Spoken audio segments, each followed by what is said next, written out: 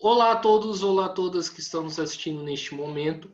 Meu nome é Guilherme, hoje faço parte do canal Mesa de Debates e vamos dar continuidade às nossas discussões, da semana, tratando de um tema que já foi falado aqui, mas é sempre bom, trazer a opinião de vários especialistas, de pessoas que são da área, para a gente ter um maior leque, de possibilidades para a gente poder refletir, sobre o assunto, em um assunto que está, digamos assim, como diria o meu amigo André Bom Tempo, tá na boca do povo, que é a questão da saúde mental, na pandemia, nesse momento tão difícil, não um momento que é difícil tanto economicamente, para as pessoas, mas também é difícil para o indivíduo em si, E para a gente falar desse tema hoje, eu convidei o psicólogo Cassiano, para compartilhar a opinião dele, sobre o assunto. Cassiano, antes da gente começar, por favor, se apresente-se. Bom dia, Guilherme. Obrigado pelo convite. É um prazer participar aí da conversa, do canal Mesa de Debates. E, como você bem mencionou, a propósito de um tema que está na boca do povo, nada inédito, nem um pouco original, mas sobre o qual ainda é preciso falar, né? Pois bem, eu sou psicólogo clínico, meu nome é Cassiano de Oliveira, atuo como psicanalista em consultório particular. Também na coordenação de alguns cursos, sobretudo na área da psicanálise, psicopatologia e também psicossomática. Sim, perfeitamente. Então, vamos começar com as perguntas. Cassiano, nós estamos há mais de um ano, nessa situação, trágica, da pandemia. Nesse período, passado um ano, como que você avalia o comportamento geral das pessoas?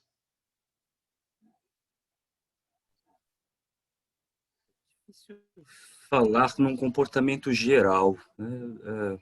Talvez a gente não possa fazer uma avaliação tão precisa no sentido de um comportamento que desse, que assim, a gente deve pensar que nem todos são acometidos exatamente da mesma forma ou respondem exatamente da mesma forma a essa situação tão adversa. Sobretudo se a gente considera no âmbito global, uma situação que afeta o mundo todo e há aspectos culturais também envolvidos em cada uma dessas respostas. Então a gente pode encontrar assim uma singularidade, assim, ou mesmo uma padronização a partir também do modo como é experimentada a pandemia em cada uma das culturas.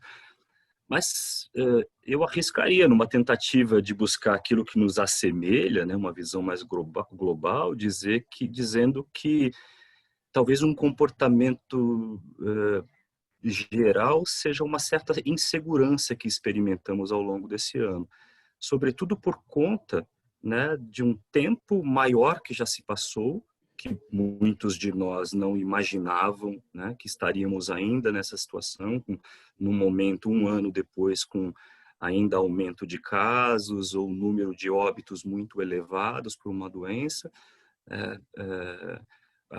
contra a qual a gente ainda não tem um combate efetivo, a gente não tem uma medida para conter, e mesmo, também por essa divergência de informações ao longo desse tempo, primeiro houve dúvidas quanto às estratégias mais eficazes para conter a transmissão, já houve tentativa de medicamentos ou tratamentos que pudessem, medidas profiláticas que pudessem dar conta. Nesse momento temos a melhor aposta que temos, segundo pesquisas científicas, que é a própria vacinação.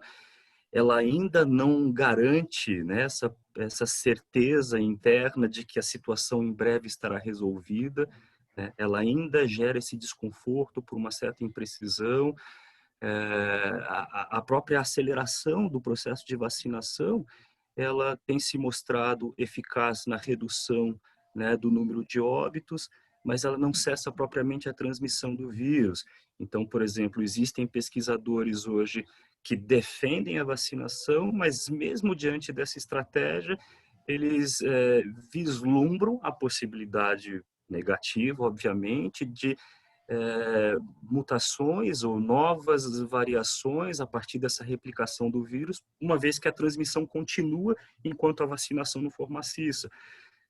Inclusive nessa perspectiva de que tais replicações do vírus poderiam gerar cepas resistentes às vacinas que têm sido aplicadas até então, quer dizer, determinar outros movimentos, né, de busca por isso.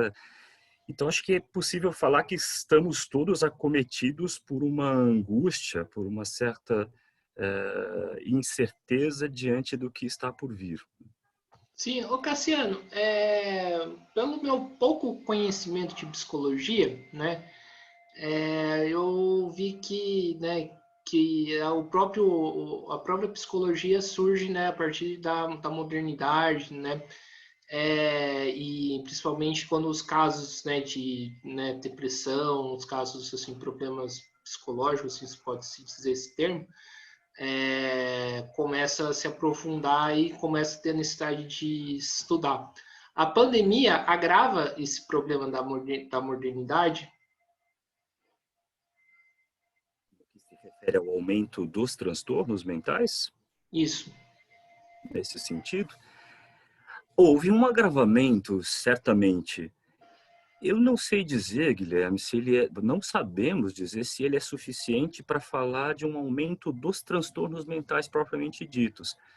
Porque, num primeiro tempo, né, diante de uma circunstância como esta, nós temos um aumento dos sintomas eminentemente psicológicos ou psiquiátricos, né? Então, assim, é possível, falamos num aumento de crise, de um período crítico em termos mentais a partir, né, da pandemia, mas para falarmos de um aumento dos transtornos, é preciso que esses sintomas persistam, que eles sejam permanentes. Talvez, o que quer dizer que nós só saberemos disso após a resolução dessa situação pandêmica, né? Acho que a gente pode fazer uma previsão, ainda que sejamos, né, que ela não seja tão precisa, é possível fazer uma previsão, sim, de um aumento de que muitas pessoas que foram abatidas por sintomas mentais, né, que apresentaram sintomas nesse período, que isso poderia persistir, que elas poderiam continuar e desenvolver transtornos. A gente pode falar também do fato de que houve um agravamento das pessoas que já apresentavam um transtorno antes da pandemia, porque boa parte dos tratamentos também foram interrompidos. Se a gente pensar na esfera da psicopatologia, há muitos transtornos que dependem da exposição como estratégia, né, como um mecanismo de enfrentamento da própria dos sintomas, da própria patologia. E esta exigência, a suspensão de determinadas atividades, a alteração da rotina, acabou determinando um agravamento de um quadro que já existia. Agora, por hora, me parece cedo dizer que teremos, após a resolução, vamos imaginar, né, quando então não tivermos mais quando essa situação for contida, me parece precoce ainda fazermos uma projeção do aumento dos transtornos mentais. Mas se fala hoje que nós tivemos ao longo desse período algo próximo de uns 30% de aumento. Sim, e pelo que você, né, tipo, você falou que é psicólogo clínico, né? Você tem percebido isso nos seus pacientes, né? Eu sei que existe uma ética profissional que não pode falar caso a caso, né? Mas assim, o que você pode dizer de um modo geral? De modo geral, a gente pode dizer, assim, também acho que tem algumas particularidades da clínica psicológica. Eu também poderia falar tanto estatisticamente em relação à experiência que eu mantenho no consultório e também da troca com alguns colegas, né, outros clínicos. em que, primeiro, houve um aumento da demanda para a psicoterapia, né? Essa situação de confinamento, a dificuldade de se manter só, a suspensão de determinadas atividades, antes experimentadas com prazer, né?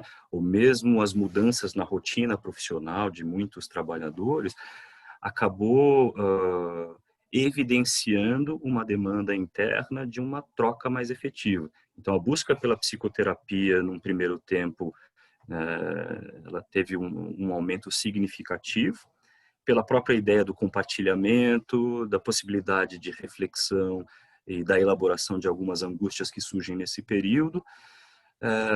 Mas em termos sintomatológicos ou mesmo epidemiológicos na esfera da saúde mental, talvez a gente pudesse falar que o mais significativo até então tenha sido um aumento considerável de uma ansiedade clinicamente significativa. Então, embora as alterações de humor estejam presentes, como, por exemplo, né, para os quadros de humor deprimido ou irritável, ainda assim, o que temos medido e também parece atravessar os nossos consultórios é um quadro mais de angústia ou de ansiedade generalizada. Sim. Você falou dessa questão da mudança da rotina, né? A gente tem acompanhado que muitas das pessoas não suportam, né, na prática, né, manter o isolamento social, né, de ficar em casa nesse período complicado, né? Quais poderiam ser os motivos e as orientações para essas pessoas? Eu até mesmo falo no meu caso, né? Antes da pandemia costumava sair bastante, estava viajando para um monte de lugar, Campinas, São Paulo, né? Saía à noite e de repente, né? Parece que tudo virou de cabeça para baixo, né? E aí eu queria que você falasse quais poderiam ser as orientações para essas pessoas e quais poderiam ser os motivos. Voltando para a primeira questão que você me fez, né, a propósito de um comportamento global, acho que primeiro é preciso dizer que nenhum de nós, né, isso é algo que também nos assemelha, suporta bem a situação de confinamento.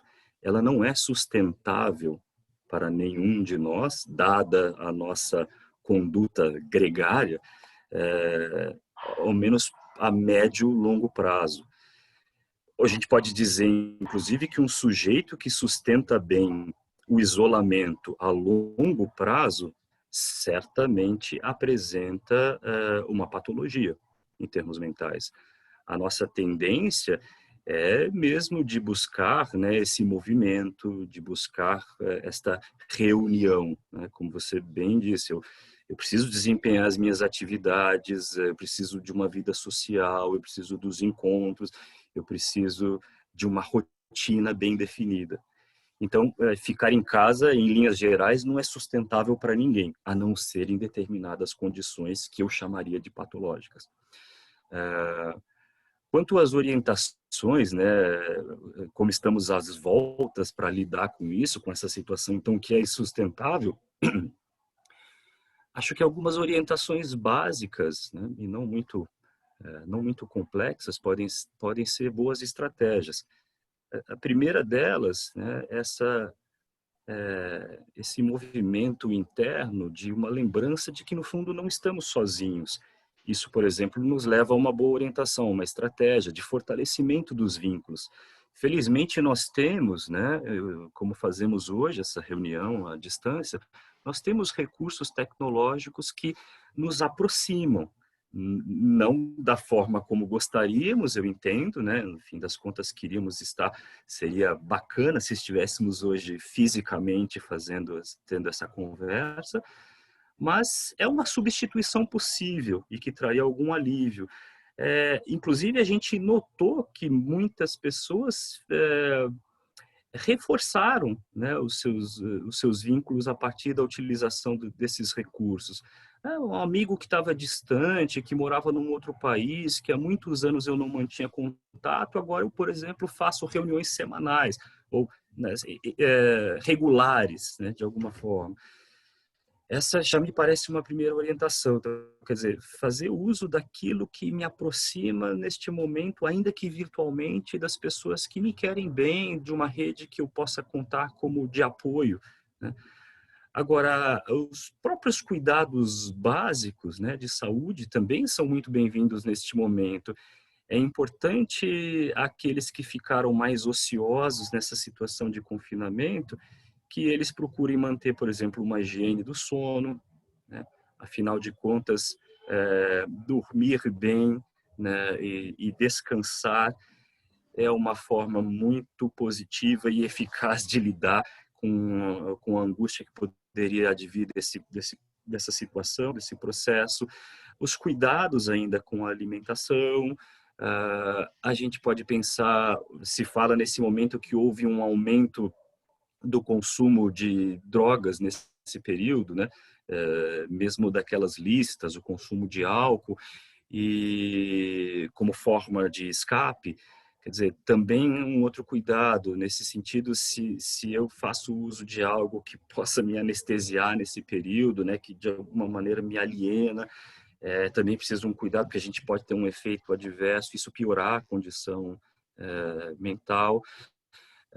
Acho que nessa de ficarmos em casa, e ainda a propósito dos recursos tecnológicos, a gente também deve orientar, né, as pessoas que procurem não ficar integralmente focadas no problema da pandemia.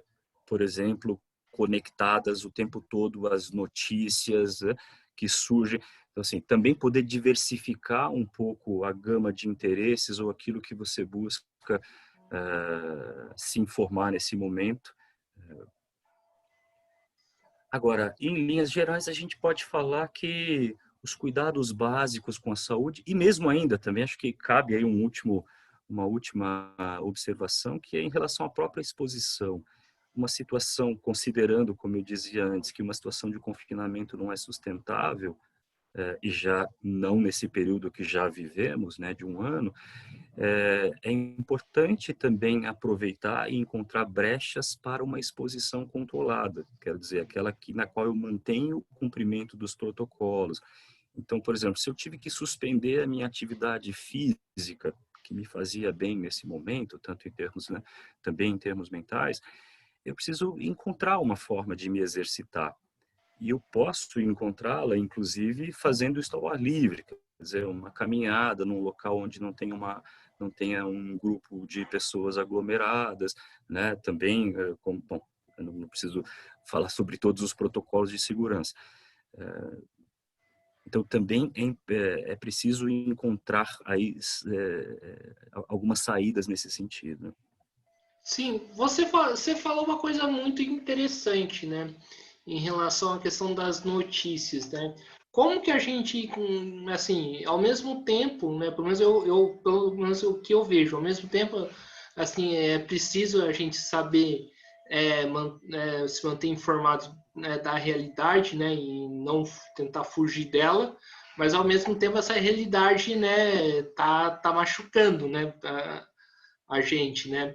Tá. Isso Como que a gente balanceia isso?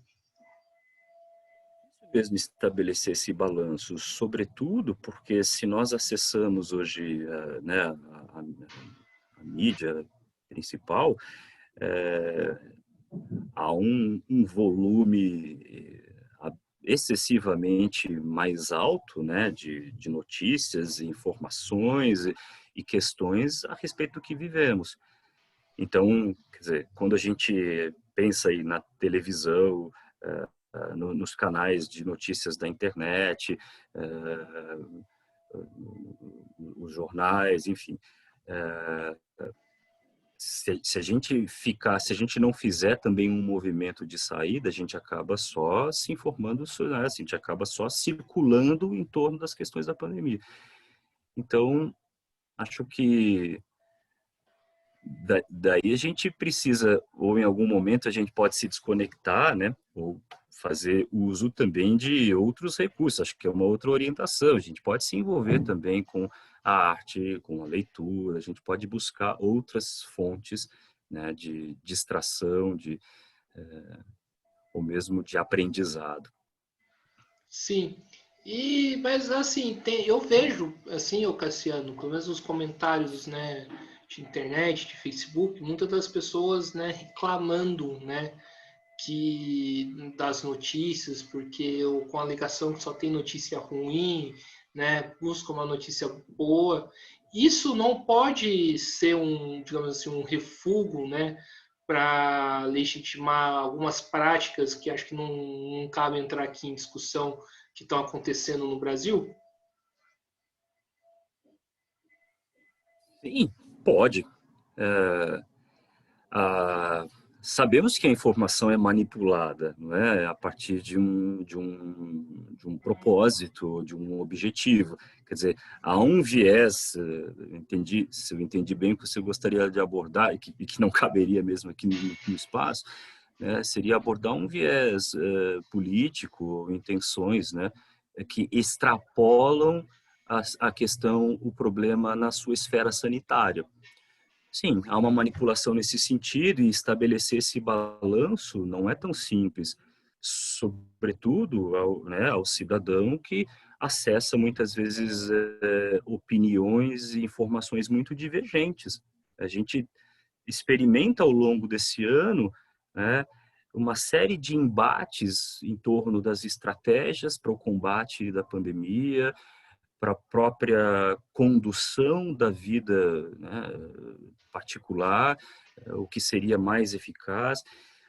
Então, poderia sim ser. Acho que tem uma manipulação aí, evidentemente.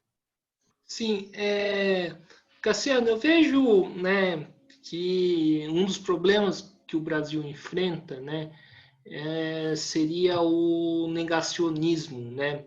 As pessoas, né, negarem, né, a existência da pandemia, achar que está tudo normal, ou achar que, né, que o problema não é tão grave assim quando colocam, né? E eu queria fazer uma pergunta assim: primeiramente, isso pode ser uma espécie de defesa do cérebro contra as angústias geradas nesse momento da pandemia? Sim. Aquilo que você chamamos de negacionismo, me remete a um conceito muito caro à psicanálise, também descrito como um mecanismo de defesa, né, um termo aí que está contido na sua questão, que é o mecanismo da negação, descrito pela primeira vez na psicanálise pelo próprio Freud, mas já, né, uma ideia corrente na filosofia contemporânea ao próprio Dr. Freud. Que basicamente é descrito a partir, né, de algo que é percebido pelo sujeito, mas que ele recusa. Assim, quer dizer, diante de situações muito adversas, né, algo que é colocado como insuportável, há uma tendência do sujeito, e muitos podem reagir a partir de um mecanismo de defesa de negação. Como diz o escritor, aquilo que se evita é o que mais se convive.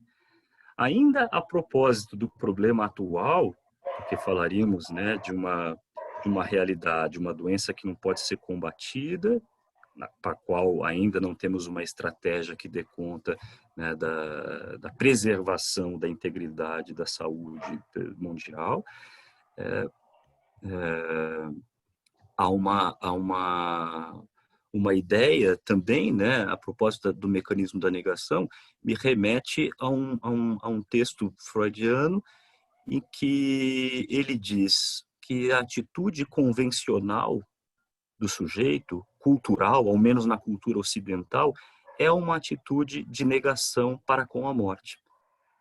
Em outras palavras, Freud vai dizer que, em termos no inconsciente, há uma ideia de uma imortalidade. Ele ainda conclui assim, que, de um certo modo, esse mecanismo ele seria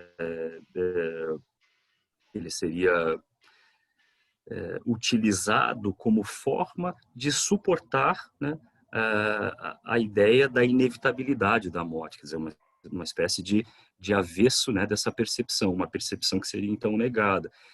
Então, acho oportuno, né, assim, acho que talvez pudéssemos imaginar, seria esperado diante dessa circunstância atual, que nos coloca diante da habitualidade da morte, da perda de pessoas próximas, ou da incerteza quanto ao, né, ao agravamento de um quadro de saúde, assim, da própria letalidade do vírus, que se responda com uma certa atitude de negação.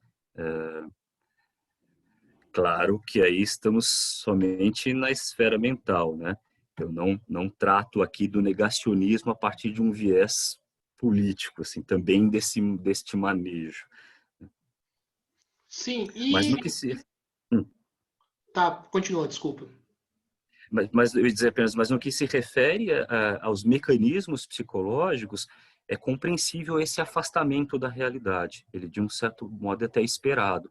Eu tendo a negar porque aquilo é percebido e, como você bem observou na questão, se presta a um alívio da angústia gerada por essa situação, embora ela tenda a fracassar, né? Assim, se aquilo que eu nego é em última instância percebido, né? Assim, é uma realidade com a qual eu convivo, podemos imaginar que o negacionismo não seria uma estratégia muito eficaz mesmo. Sim, Cassiano, pelo que você percebe, até quando, né, as pessoas que tentam fugir, né, dessa realidade, até quando isso pode ser considerado negacionismo ou até quando que a gente pode ser considerado uma angústia própria do ser humano? A angústia própria do ser humano, acho que ela é considerada porque considerando como eu exemplifiquei aqui o conceito de negação na psicanálise, ele é uma resposta a essa percepção quanto à própria finitude do sujeito, né? É uma, é uma, é uma, é uma recusa da, da própria finitude. Então, a angústia ela é inerente a esse processo e acho que a gente deve pensar em termos circunstanciais. Tão logo essa circunstância se mantenha ativa, tão logo tenhamos um abatimento maciço ou elevado da população, seja pelo alto número de transmissão ou por uma letalidade que poderia crescer ainda, né? Isso deve se manter. Então, quer dizer, não dá para pensar na suspensão do mecanismo sem a resolução da circunstância adversa. Sim, Cassiano, né, uma coisa que eu sempre penso, né, eu andei refletindo, né, em relação ao que vai ser depois da pandemia, inclusive em relação a alguns hábitos cotidianos que, pelo menos antes da pandemia, a gente tinha, né? Você acredita que isso pode sofrer uma transformação, uma mudança, né? Das pessoas tentarem, né, buscar outras formas de conviver, de buscar lazer e tudo mais? Acredito, Guilherme. Essa também é uma discussão corrente ao longo desse ano, né? Como ficaremos após a pandemia? Se de fato haverá alterações que praticamos neste período e que continuarão, né, vigentes, que manteremos, né, o tal do novo normal. E há um time que advoga a favor de uma tendência nossa a um retorno a um estado anterior, né?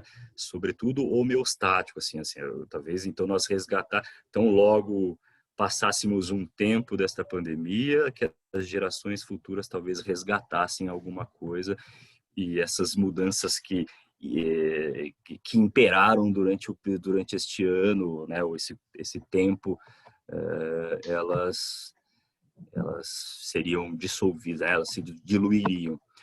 Mas, particularmente, eu penso assim, que muito algo daquilo, ao menos, que praticamos, né, o que foi introduzido nesse período, será mantido. A própria utilização, né, das tecnologias digitais, do ambiente digital, por exemplo, para videoconferências, como fazemos agora, já é uma realidade que deve ser mantida. É curioso falar sobre isso, porque esse não era um recurso, ele não é um recurso novo que surgiu durante a pandemia, ele é anterior, né? A gente já podia fazer isso, mas não utilizávamos da forma como como fazemos agora. E então já é possível, né? Empresas já vêm falando, por exemplo, sobre modelos híbridos de trabalho, na qual uma parte do tempo o sujeito esteja em um ambiente de home office ou fora do ambiente organizacional.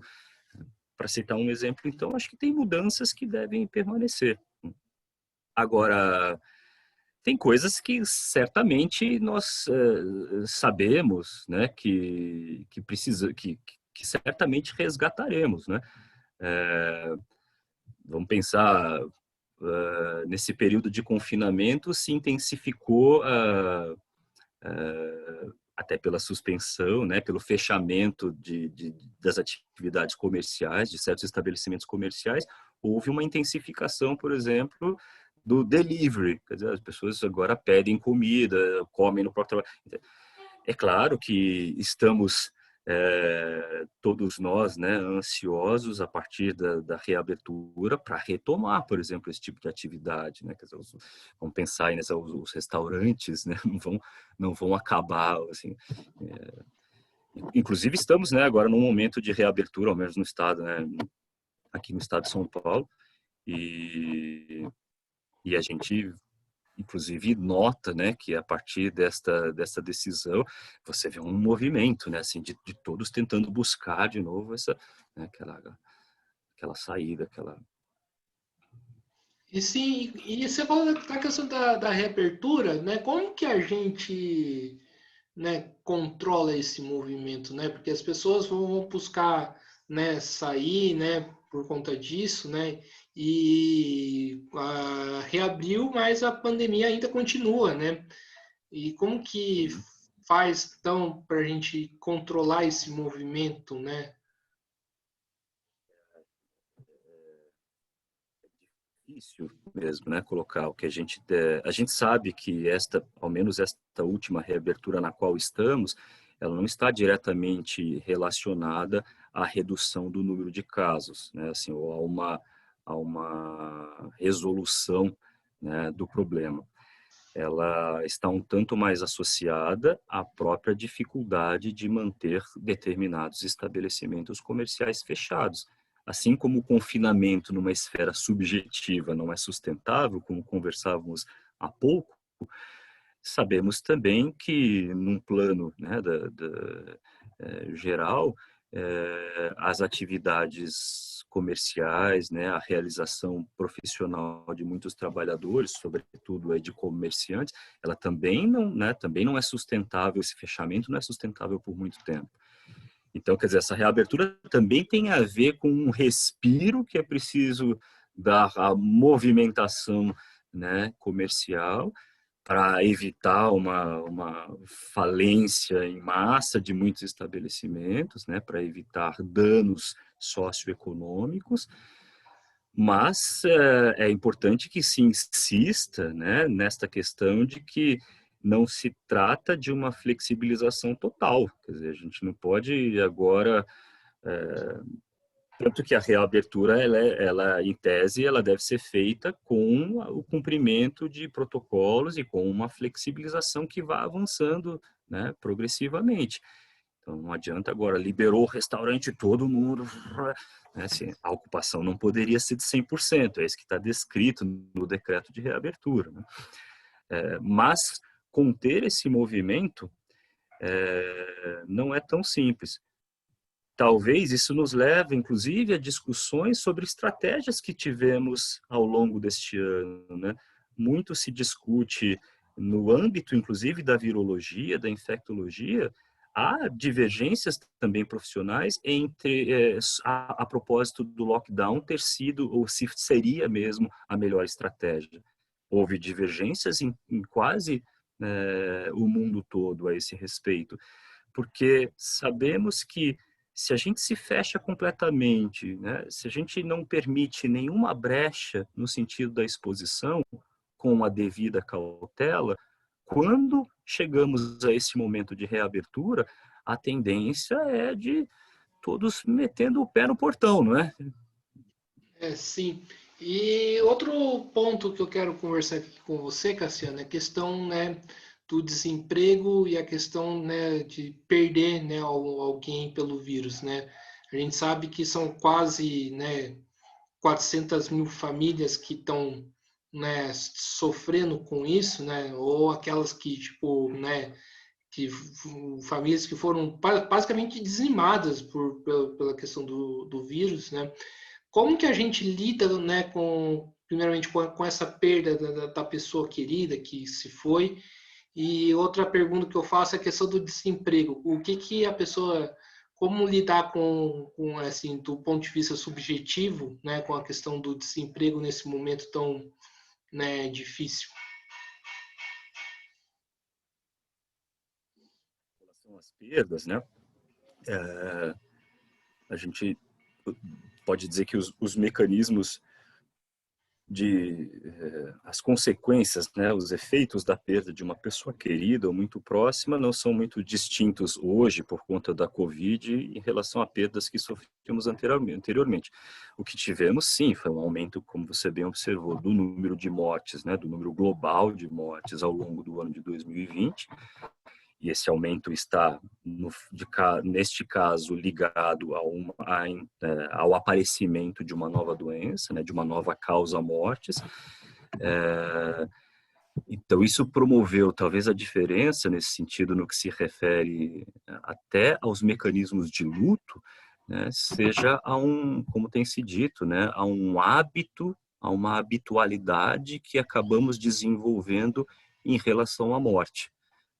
A gente pode até voltar para aquele movimento maciço de informação nas mídias, né, de uma contabilidade que é feita diariamente e que vai nos angustiando. Também parece que o próprio contato, né, com este aumento do número de mortes, com essa também nos aproximou das perdas que os nossos semelhantes acabam sofrendo. A angústia, ela não ficaria tão somente ligada à perda de uma pessoa próxima, mas à perda de todos aqueles que, de um certo modo, se fizeram próximos a partir desse meu acesso à informação, né? Então, também, quer dizer, a gente passou a tomar contato com mais pessoas perdendo pessoas próximas. Porque muitas vezes isso não era acessado, né? Muitas vezes eu não vinha saber que alguém perdeu o pai, que alguém perdeu o irmão. Agora, há uma rede, né, que se mantém trocando essas informações. Então, a gente pode, pode pensar também numa solicitação aí para mecanismos de luto que não se restringem àquela morte fisicamente mais perto da gente. Porque, de alguma forma, a gente se aproximou também da morte de todos. Quanto ao desemprego, essa situação econômica, né, socioeconômica, poxa, ainda eu não sei se não me sinto tão capaz de fazer uma leitura do que isso ainda vai disparar em termos mentais. Você me fez lembrar de uma notícia recente a respeito do aumento de casos de suicídio nos últimos meses, no último ano, entre mulheres no Japão. E uma especulação que se faz é de que, é claro que é simplista, né, apontar apenas um único fator para a ideação ou comportamento suicida, mas uma das leituras que se faz é de que um dos fatores, né, responsáveis por esse aumento poderia ser os efeitos socioeconômicos que o país sofre por conta, né, da situação pandêmica. Sim. Agora, a gente tem, o que já sabemos, aí, de acordo com especialistas, é que enfrentaremos um aumento do desemprego, já enfrentamos e ele deve se intensificar, sobretudo se essa situação se mantiver ainda por mais tempo, não sabemos quanto, mas sabemos que por mais algum tempo, pelo próprio andamento do processo de vacinação. Mas também deve, eu penso uma previsão possível que ela também vai disparar em termos profissionais, em termos, né, aos trabalhadores, a necessidade de uma reinvenção, da qual também já se falava, né, na filosofia contemporânea já se fala que dificilmente as novas gerações vão ocupar uma única cadeira ao longo da vida profissional, que seremos solicitados mais vezes a reinvenções na prestação do nosso serviço, da forma de trabalhar, diante de mudanças que são um pouco mais velozes, sobretudo em circunstâncias como esta. Esta me parece uma situação que, ao final, vai determinar rearranjos profissionais, rearranjos no trabalho. Sim, e outro questionamento que eu faço ainda em relação à questão das notícias e tudo mais é em relação à questão da normatização, né? Quando a gente vê, né, que está morrendo, né, 3, qual é o último dado que saiu de mortes, foram mais de 3 mil, né? Só que, assim, se a gente fugir muito, a gente não pode, né, transformar isso com, morreu 3 mil, né, pessoas por Covid, normal, segue a vida, não corre esse problema de normatizar, né, essa barbárie que nós estamos vivendo? É a habitualidade diante da morte, corre-se o risco de uma... Aliás, também me parece que, assim como o mecanismo de negação, né, que você citou e me questionou, a atitude, né, de normatizar algo também tem esse caráter preservativo, né, também tem esse caráter protetivo. É uma forma, ainda que pudéssemos discutir a eficácia, é uma forma de se proteger contra o abatimento pela angústia, né? Assim, por algo que pudesse me desorganizar. Normatizar a ideia de morte teria esse mesmo caráter de negá-la, né? No que se refere a um processo defensivo, né? Ou protetivo mesmo, como eu chamei. Então, corre-se o risco. Sim. E né, outra coisa que, né, que se discute muito, né, principalmente no âmbito da educação, né, é a questão da própria violência doméstica, né? Muitas pessoas sofrendo casos de violência, crianças, né? Inclusive em casos de abusos sexuais e tudo mais. Como que, né, a gente pode, como lidar com esse problema, né, e qual que seria o papel do psicólogo aí? Fato, houve a situação, né, de confinamento, a suspensão das atividades e a permanência maciça da família, né, ou do casal, ou de um grupo, né, em casa, coloca em evidência os conflitos que circulam neste grupo, por exemplo, familiar. Muitas vezes, antes disso, não que não houvesse esses conflitos, mas isso podia se espraiar pela própria circulação de cada um dos membros. Nesse momento que passamos mais tempo ou integralmente juntos, emergem certos conflitos e algumas estratégias que antes os indivíduos poderiam utilizar para evitar a ruína do grupo, acabam se mostrando falhos, né? Acaba fracassando.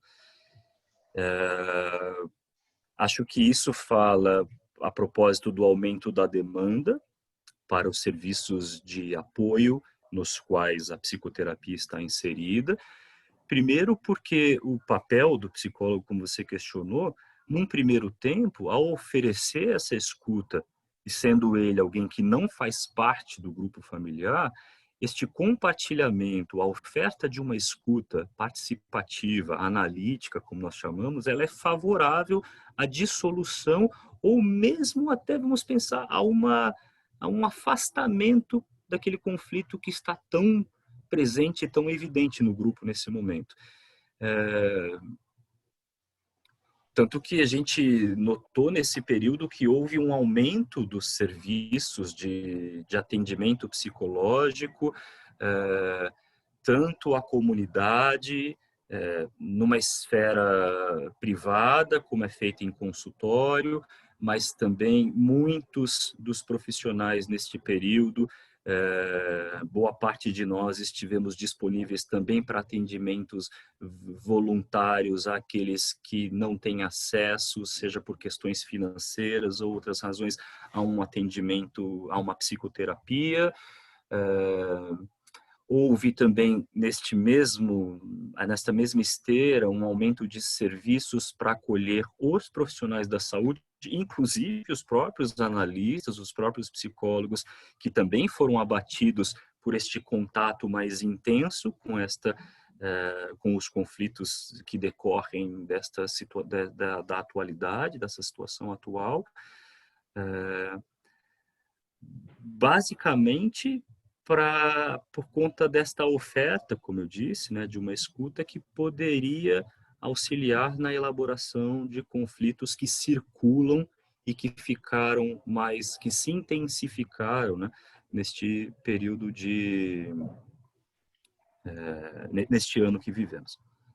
Cassiano, você falou uma coisa muito interessante em relação à questão do profissionais de saúde, né? Realmente, né, é uma situação que, se é difícil para a gente, eles que estão lá, né, na linha de frente, né, do combate ao vírus, né, é algo que deve ser bastante, né, bastante estressante, né? Ver as pessoas morrendo, tendo que lidar, avisar a família, né, das mortes, além da sobrecarga, né, de trabalho, né? Como que nesse caso poderíamos ajudar, né, os profissionais da saúde, né, para lidar com essa situação toda da pandemia? Recentemente foi dito numa matéria que os profissionais de saúde, os profissionais em geral, mas né, ela tratava que os profissionais de saúde estão definhando. Seguramente, porque a gente pode pensar num movimento, né? Quer dizer, num movimento de busca de ajuda que coincide muitas vezes com a demanda de um paciente, numa situação adversa, com uma busca de resposta, né? E o que complicou as coisas um pouco aos profissionais da saúde, vou me restringir aos da saúde mental, mas poderíamos falar num sentido mais amplo, foi justamente a dificuldade de fornecer em diversos momentos algo que soasse como uma resposta, ou que atendesse a essa demanda específica, né, da busca por uma psicoterapia. Não que tivéssemos respostas antes da pandemia, especificamente sobre todo e qualquer conflito que fosse apresentado por um sujeito que procura ajuda, mas neste momento a incompetência para ajudar também acometeu, né, para fornecer esse tipo de resposta, também acometeu os profissionais da saúde pela própria nebulosidade da situação, ou mesmo porque os profissionais da saúde também foram abatidos pela mesma problemática. Por exemplo, nós, profissionais da saúde, também perdemos pessoas queridas, ou também nos aproximamos e compartilhamos desse sentimento de perder pessoas, de forçosamente nos habituarmos ao morrer.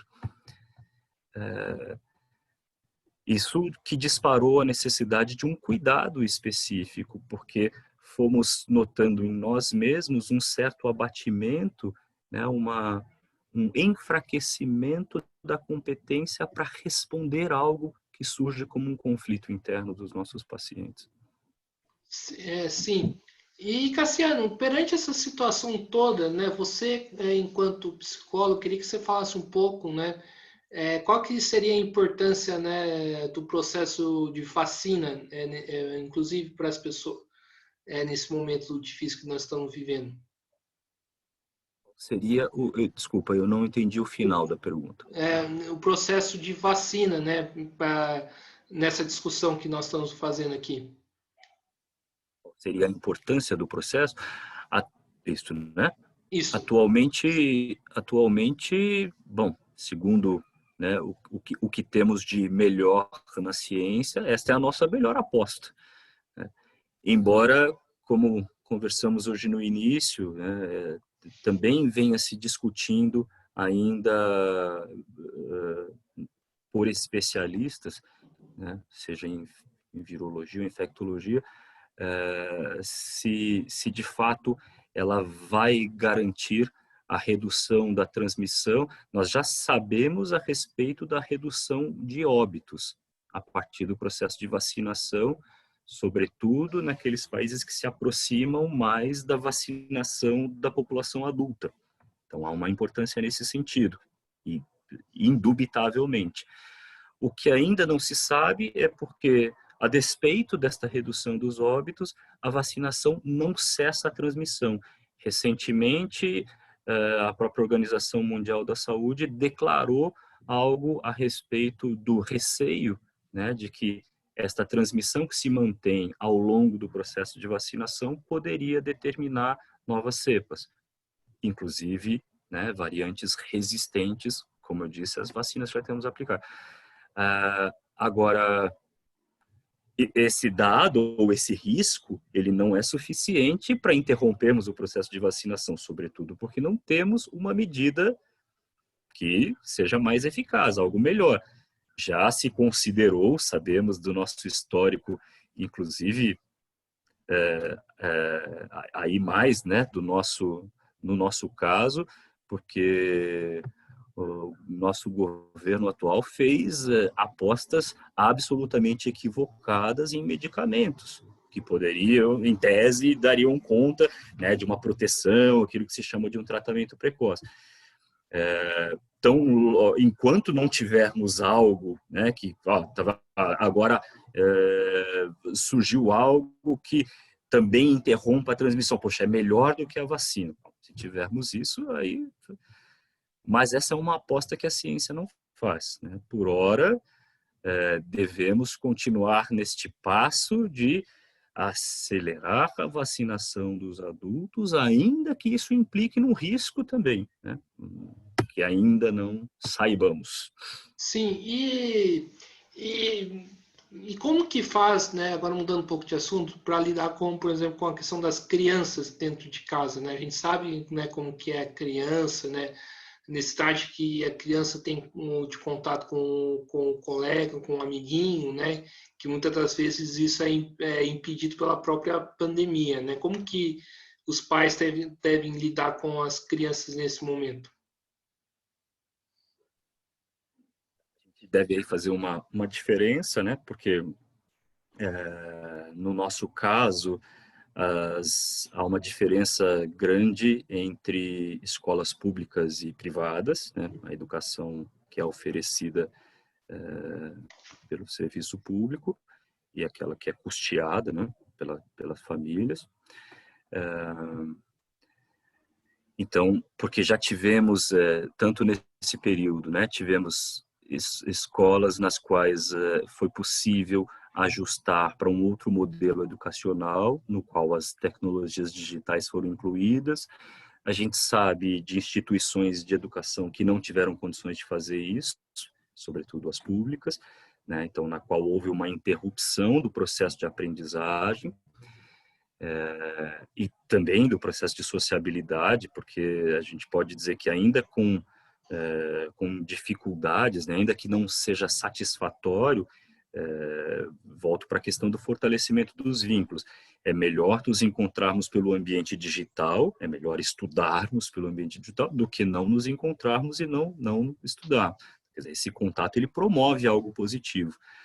Agora, De um certo modo, né, também as crianças todos passaram mais tempo em casa e também houve um agravamento desde questões de aumento de angústia, também de ansiedade, de manifestações ansiosas entre crianças, por exemplo, crises ou acessos de pânico, ou mesmo terrores noturnos, sintomas que sinalizam um transtorno de pesadelo.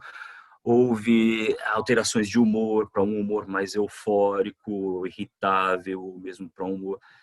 Lidar com isso implica, acho agora, de um lado, tanto também na tentativa de uma retomada da exposição, o que algumas instituições já vêm fazendo, né?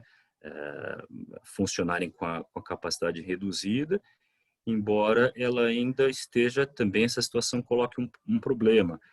Recentemente foi iniciada a vacinação dos professores, né? Aqui, isso também ocorre em outros países. Que, aliás, nos colocaria uma outra questão, quer dizer, para retomar, talvez a gente entrasse um pouco nessa discussão de quem deveria ser, qual a prioridade aí, né, de grupos para serem vacinados. Sem dúvida, essa retomada seria feita de uma forma mais tranquila se tivéssemos hoje os adultos da equipe escolar, professores, funcionários, né, já todos imunizados. Agora, para aqueles que ainda não podem, né, para as famílias que ainda não puderam fazer esse movimento, é preciso, né, assim, lidar com isso implica uma reorganização até da vida doméstica e da inserção de certas atividades nesse âmbito. A manutenção de algum tipo de escolaridade, né, o processo de aprendizagem acabou recaindo sobre os pais, né, mas eu insistiria dizendo que mesmo que num processo falível, né, e muitos de nós pais nos reconhecemos, né, por não sermos da área da educação, falíveis nesse movimento de manter, né, o processo de educação e aprendizagem ativo dos nossos filhos, ainda que façamos pouco ou façamos mal, é melhor do que não fazermos, né? Sim. Tem uma pergunta aqui, Cassiano, do André Bontempo, né, que é que está Certo? comigo, né, nesse projeto, né, que ele pergunta o seguinte: poderemos ter uma futura geração de paranoicos devido a esse último ano de mortes, confinamentos, né, essas disputas políticas, negacionismo, fake news, entre outras coisas?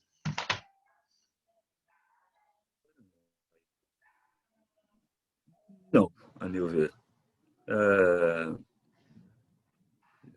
Em parte, bom, talvez eu precisasse, devesse entender melhor a propósito da paranoia, mas eh, ah, na classificação dos transtornos mentais, um comportamento ou uma atitude paranoica, ela se refere a um transtorno delirante, ou seja, em outras palavras, o sujeito lida e teme uma ameaça que não é real, imaginária.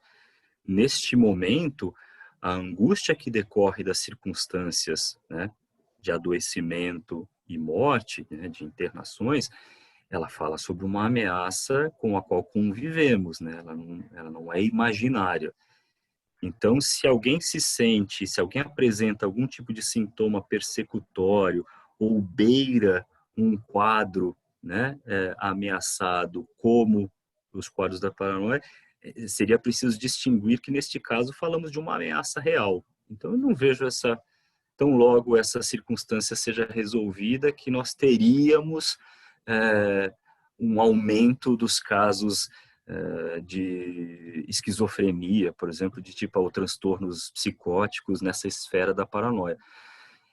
Talvez o André quisesse se referir a ou falasse sobre um aumento dos sintomas ou dos mecanismos de tipo hipocondríacos, né, que também guarda uma semelhança com os processos paranoicos, né, assim, a partir da introdução de uma doença capaz de matar, né, com uma certa letalidade, eu posso desenvolver, eu posso ingressar, né, em mecanismos ameaçados, assim, como se eu fosse sucumbir a outras, né, a outras ameaças, a outros adoecimentos. Talvez a gente pudesse... Mas, ainda assim, eu diria que a tendência não é propriamente de um aumento nesse sentido, porque eu suponho que a supressão da ameaça, bom, agora a Covid está controlada, ninguém mais morre disso, ou essa transmissão não foi capaz de gerar novas variantes, assim. Então, logo a gente aprende a conviver com o vírus, né, assim, no sentido dele ser contido.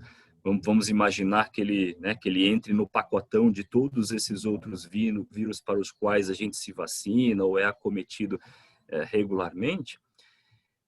Isso dissolve essa perspectiva ameaçadora, né? E a gente, então, diria não. Sim. Agora, para finalizar o nosso papo, Cassiano, está muito bom a nossa conversa, né? Queria perguntar, na verdade, duas perguntas em uma. Quais seriam as orientações importantes para as pessoas nesse momento cuidarem da sua saúde mental e como buscar ajuda nesse momento e que tipo de ajuda é recomendável? A impressão de que a primeira pergunta foi mais ou menos respondida, né, naqueles cuidados básicos com a saúde, quando eu dizia a propósito da higiene do sono, dos cuidados com a alimentação, a manutenção de uma atividade física, ainda que em âmbito, né, doméstico, embora eu ache possível, né, a circulação com os devidos cuidados para o exercício. Então, acho que voltaria para aquela questão. Acho que, e no que se refere à questão da sintomática, né, a presença de sintomas neste momento eminentemente psicológicos, os serviços de ajuda precisam... nós temos uma rede de apoio que, inclusive, como eu disse, também foi ampliada neste momento. É possível encontrar auxílio psicológico, seja no âmbito individual ou grupal, a partir destes recursos que utilizamos atualmente. É importante, cada caso precisaria ser avaliado, há pessoas que nesse momento podem apresentar uma melhora, apresentar um bem-estar somente com um processo de psicoterapia focal ou a médio prazo, e existem casos que neste momento preciso também combinar terapia medicamentosa, sobretudo enquanto este período crítico se mantiver, né? Assim, como um paliativo aí diante da dificuldade para manejar, para gerenciar essa situação incômoda. Respondi a outra pergunta também? Acho que sim. Acho que sim, né? Tá. Então, Um perfeito. compilado. Perfeito, né? Então, né, Cassiano, estamos aqui, né, encerrando mais uma entrevista do Mesa de Debates. Quero agradecer por você ter aceitado o convite, né? Acho que foi uma discussão boa, uma discussão bastante importante frente a esse momento que a gente está vivendo, e passo para as considerações finais. Eu que agradeço o seu convite, foi um prazer revê-lo. Eu desejo sucesso ao canal Mesa de Debates, que já está chegando perto de 1 ano de existência, não? O começo do projeto, né, é uma história meio complicada aqui, né, mas assim, o canal em si acho que começou em agosto, né, mas tá indo bem. Eu desejo que continue assim, esses são os meus votos. Apenas agradeço o convite, foi um prazer participar e estarei disponível à disposição para futuros encontros e bate-papos aqui no canal.